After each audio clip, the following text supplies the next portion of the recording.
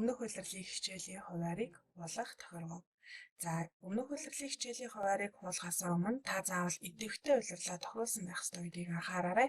Хэрвээ та яг одоо 2 дугаар улирал идэвхтэй байгаа бол 2 дугаар улирал дээр, 3 дугаар улирал идэвхтэй байгаа бол 3 дугаар улирал дээр тохируулсан байх шаардлагатай.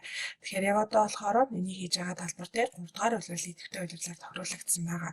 За хичээлийн хуваарийг хуулахдаа хичээл зэсний хичээлийн хуваар гэдэг зэс рүү дарж орно. За үүнийхээ үйлдэл гэдэг дээр дарахаар 3 дугаарт хуваарийн дундын сан гэдэг зэс байгаа. За энэ зэс дээрээ дарж орно. За энэ маань зөвхөн өмнөх улирлын хичээлийн хуваарийг хуулах боломжтой. Үүн дээрээ дундын санд өмнөх улирлын хуваар хуулах гэдэг цэнхэр өнгөтэй товчийг дарахаар хичээлийн хуваар амжилттай хуулагдлаа гэдэг мэдээлэл гарч ирнэ. За ингээд та хуулагцсан хичээлийнхаа хуваарийг 1-р ээлж болон 2-р ээлжийг сонгосноор тухайн хичээлийн хуваар маань уншигдаад гарч ирэх боломжтой болно. За ингээд 2-р улирлын хуваар маань манай дундын санд руу эхлээд хуулагдаж байгаа гэсэн.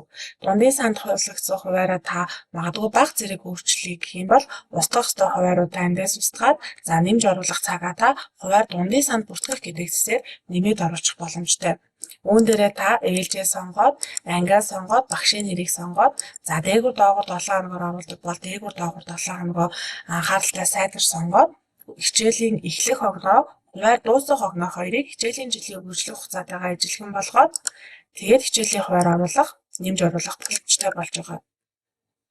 Ингээд цагаа чиглээд хадгалахад шууд дундын санд руу хадгалагдсан төлөв рүү хуваар маань орчино.